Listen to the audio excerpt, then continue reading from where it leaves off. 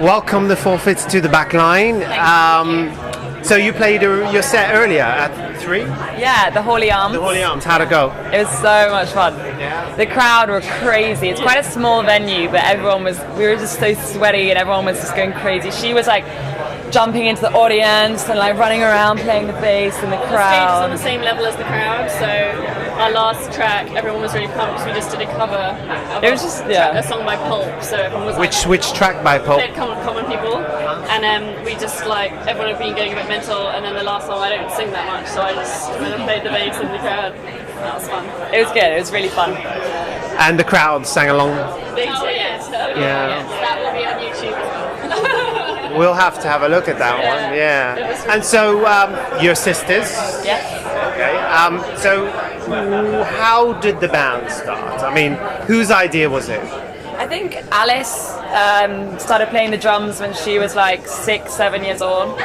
And we all played other instruments, like classical instruments. And then we just, I don't know, I guess it was our dad probably who plays the guitar and taught Charlie the guitar. And yeah, so we've been playing for like... 15 years. Yeah, no, nearly 50.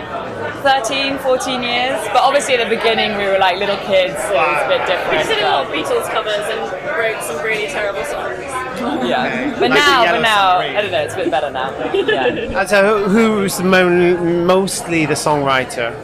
Or is it a collaborative? They're very emotional, those two. They have a lot of feelings. So what are the songs about? Is it about love, hate, politics? We've got one song that's about politics, and we like have the bridge of it is Rage Against the Machine. So that's one song. We have one song about Camden. Yeah, we've written a lot about like places. Like we have one song called Window Eyes, which Alice wrote about Camden and getting the bus in Camden. We have another song. Hopefully about, not the 29. It's about the 24 and the 29. The 29 is the worst bus. Yeah, they are. That's my bus. Terrible. It was originally trams in Belgium where I was living, so it was 44 and 39. We changed Change it to 24 and 39. And then we have another song about rehearsing in Denmark Street, where we used to always rehearse, which is actually quite now a sad song to play because they've knocked down our rehearsal studio and the 12 Bar Club as well. So that used to be like our song about rehearsing in Denmark Street. But now I don't know. So what are the plans after Camden Rocks? Yeah. What are you going to be doing next? Well, that's it. We have a few gigs coming up over the next. Where are you playing? Where are we playing? Back at the Underbelly. Yeah. But we have. Yeah, I guess now it's the summer. We can maybe focus a little bit more on songwriting and maybe doing some recording again while it calms down again. Yeah. So what kind of music did your mum and dad listen to? I mean, your father was a guitarist. What music did they listen to? Because if you're 4... You kind of have the same. Well, we were just talking about this earlier that we all have such different like influences. We all listen to such different music, but I don't know. There's a few I guess that we used to listen to as a family a lot. Like Fleetwood Mac was definitely like an influence. And that's why we have so many harmonies and stuff. But mum listened to like Neil Diamond, and she's tone deaf, so she can't sing. We don't really say Did that anyone mom's an get influence. that from your mum? Luckily not. Dad, we haven't told you.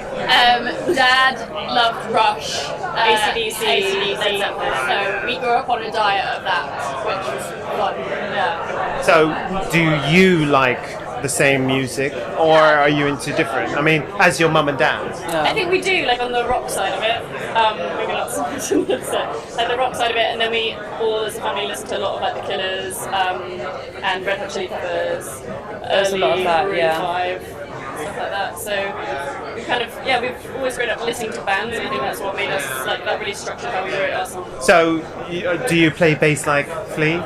I would try to. Yeah. Without the socks? Yeah, please. I mean, we know what I mean. Yeah. Please is one of my favourite bassists. I think actually, Red Hot Chili's kind of really influenced the way that we try and structure songs in that they've got quite distinctive like verse and choruses and stuff. Do you find it hard to write songs as sisters? That's always the most like tense time kind of thing. Like that's probably the period when we argue the most because I don't know. We're the most I think unlike other bands, we can be brutally honest and say if you know that was shit. We're not we're not maybe so tactful as you do with your friends. Like it's really great that you brought this song to the table. But just this bit doesn't work. But it's like this is awful. You know, we're like way more elders about it. And so, but at the same time, I think that emotion is some of the best songs we've written have come out of like a massive argument or whatever. But then we get them to a place where we kind of all agree, and that gets a lot more emotion into it. So why the Fourfits? The name. Why? I don't know. I think we always struggle with names because we all share the same last name, so that would obviously be like an obvious thing. Do you do like a Jackson 5 kind of thing? And then we had a different name before, and then we ended up changing it, but because we liked the words with the 4 in it, like so it's Fourfits. Because there's 4 of you. Yeah. No so more. Well, yeah. We don't think we have any I mean, secret there was siblings. something like but- at the time when we did it, we were maybe playing a lot of drinking games, and we said, "Oh, forfeit is a really cool word." And then So Fourfits, which one's a misfit?